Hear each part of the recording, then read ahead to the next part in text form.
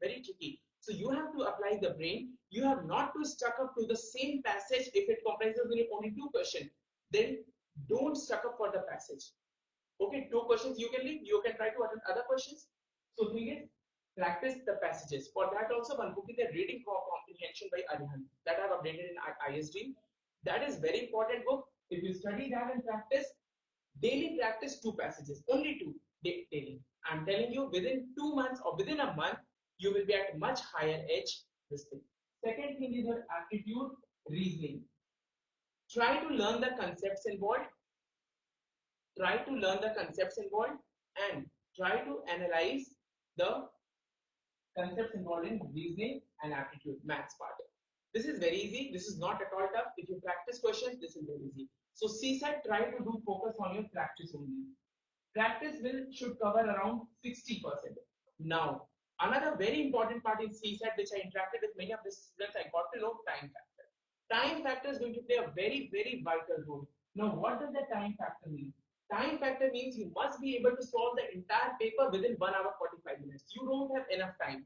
You have to solve each and question with very accuracy, very fast. It means you are not to devote your much more time on one question or much less time on the other question. It means you should be very time specific, and that time specificity will only come when you have solved a lot of questions, and a lot of questions will need your practice.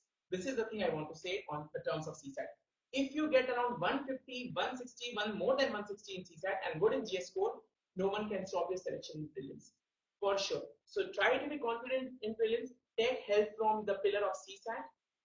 Some people are asking for mains book and all. So let me come on to the mains topic first. I'm dealing with prelims. Please tell the resource. One student has asked, please tell the resources in detail too would help studying less and revising that much material more. See, resources, whatever you are having, if you have done a coaching or you have a self material, it is okay. It doesn't matter.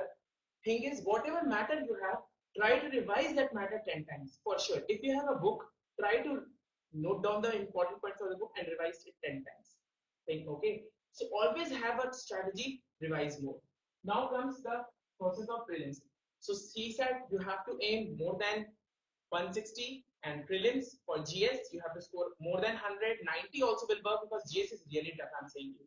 So this thing's and I bet also you can call any top rankers here and any normal student, even you also, we all are at the same level of GS.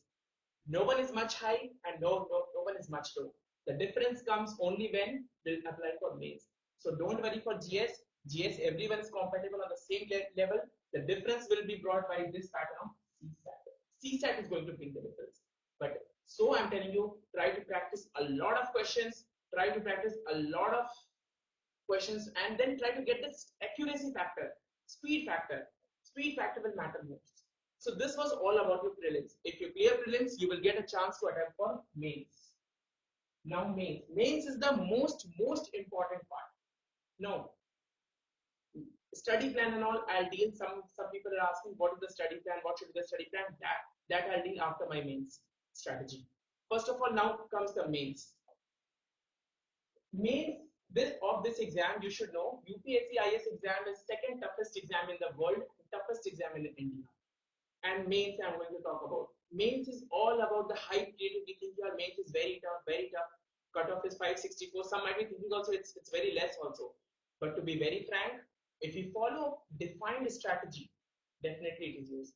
So first of all, I want to go through what to study and what not to study. What to study and what not to study. First comes the thing of newspaper in our mind. Newspaper. Basically, newspaper, I'm telling you, newspaper is the most boring part, to be very honest. It's not like that everyone enjoys it. Very few people enjoy reading newspaper. Newspaper, I think the Hindu is the best. So try to cover up only one newspaper. I think one is sufficient. Hindu is very much sufficient. The most important part of reading the newspaper is to write down the most important facts which is mentioned, especially on the editorial page. The editorial page comprises a lot of articles, their analysis, their pros and cons, and views. Try to write down in your own words. Don't be lazy. Just, yeah, I read it and then I will cut a clipping and then I'll do. then I'll do. It's not like that. You have to write down the entire stuff in your other sheet of paper. Okay, this is for your editorial section. There comes a letter to the editor. There people give a lot of views. That those views are very, very important. If you jot down those views and make it your views. So newspaper reading should comprise of first part should be first thing newspaper should have. Try to write down the important points. What is mentioned. Don't try to read much news like sports news. I don't think it will.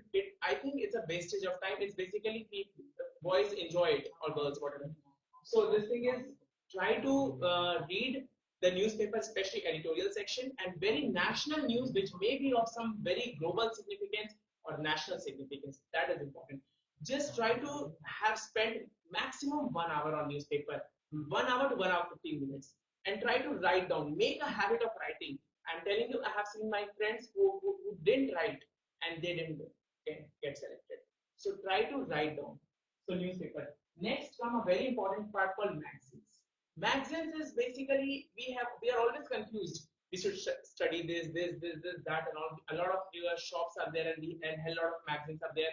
I'm telling you, only one magazine is sufficient, and that's the Pratulika Darpan. It's very easy also. I'm telling you, go for an easy way. You will get success. While you're trying to study tough magazines and then entangled into the tough words and all, study one magazine. And I'm telling you, like you can call any of the top rankers also. None of the single student might have studied the entire magazine of a month. Not even a single one. Because what is required is we should read the headlines of the magazine. And if we find any important article, try to read that article.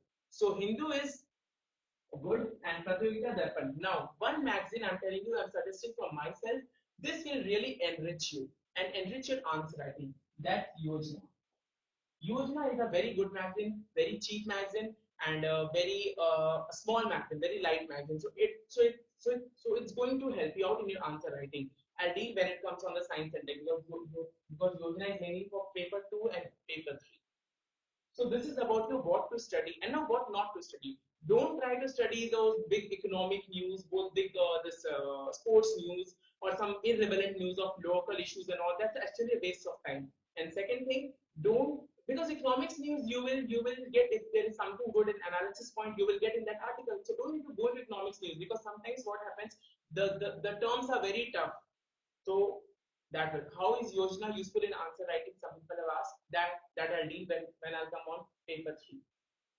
So next part is magazines. Magazines I told you and the editorial section and what not to study. See, there is a lot of material, plenty of material. Try to think that try to go through the 5-6 years back papers. You will know which is important, which is not important, what to study, what not to study. So try to be very apt in that approach. Okay. So thing is, what matter is some issues of local significance, national significance, international significance. That is important, but not of some irrelevant issue that this is happening, this crime has occurred, this that. This is not that significance. Okay, so this is about your newspaper and magazine. Apart from PD and your Yojana, I don't think if you're studying other magazines also it's well and good, but one magazine is enough. Don't waste your time in magazines and don't waste your time in some economic times and Times of India and all. Hindu is good for IAS. After that, you don't study after clearing the exam. Now comes for mains. What is the utmost requirement? We'll start with the mains is divided into 1750 marks. First, I'll come on the paper 1. Paper 1 is of history, geography, all those things. Paper 1, history, geography. History you might have studied for prelims. You know the facts. In mains, what all matters is your answer writing skill. Now I'm coming to the main topic, answer writing skill. Answer writing skill is the most important part for this exam.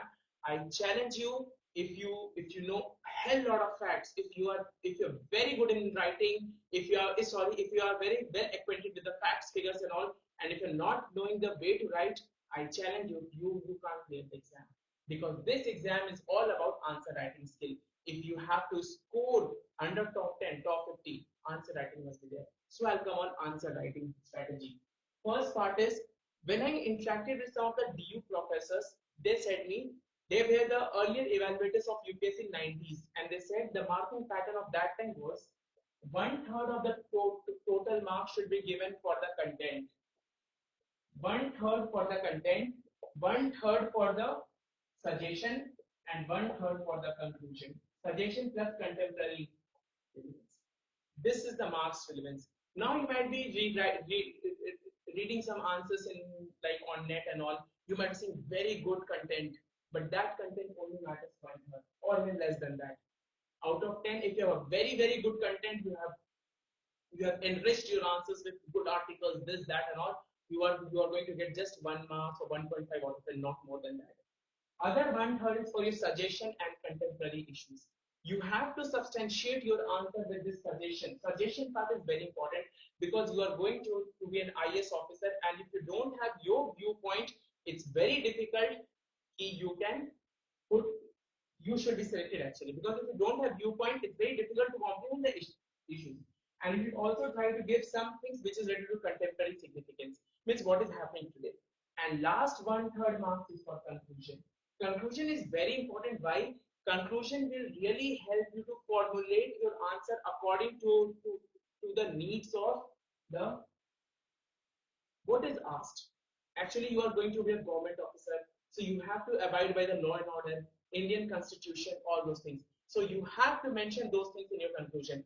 I will deal some of the specific questions, how to start, how to end, and how to be having the specified content. So don't worry if you have studied very less also, it doesn't matter much, but what matters is how you're going to write the answers. So I'll come on paper one first. For paper one for GS was history, geography, all those things. If you see history you can't give any suggestions, but history marks you will get. Some people have asked that many times this suggestions are not asked. Then what should we do? Suggestions are not asked, then also you have to give suggestions. They are never going to ask you give your suggestions. Never. They are not going to ask you any question. There will be like specified give suggestions. Nothing like that. You have to give your suggestions. What should be done, and that suggestion should be very constructive, very balanced, very optimistic. Okay. So first comes the history. History answers must be based on the content. Obviously, history is based on content. So content will matter the most. But here also, like I'll give you an example of question is examine the demand of moderates. Question is this: examine the demand of moderates. How you are going to approach? There will be many students who might write 10 demands of moderates, and they are going to write all the 10 demands. But I bet a person who has written 10 demands of moderates, just 10 demands, that he will get 1 mark out of 10, because they're not going to ask. They haven't asked you mugging up and answering what are the demands. They want you to examine and analyze actually. So a person who knows only 4 demands also will be equally placed with the person who knows 10 demands. But now where the difference will come? Difference you have to create in your answer writing. In history answers, specifically for every point you have to write significance. What is the significance of the demand of the moderates? How did this demand of moderates help in India's struggle for independence? How did this demand of moderates help in unity of India? How did this demand of moderates help in the freedom struggle movement? You have to specify all that. And if you write only 3 to 4 demands, but if you mention all the significance, which is not asked, but if you have to write this, I bet sure 4 to 5 marks you will get out of 10, not more than that. 4 to 5 is enough, I think, to succeed. So you can see the difference you are creating. Differences in your answer writing. So try to remember in history answers, try to give maximum content on significance and conclusions. It is the conclusion part of history subject is only significance, because conclusion about what we write, that how did it help in India's struggle and whatever. Now we are just because of this moderates. Now I'll give one example from the paper which came. Which said the first question it came. You might be knowing, though not very useful from the point of view of a connected political history of South India, the Sangam literature portrays the social and economic condition of its time with remarkable vividness. This was the question, first question.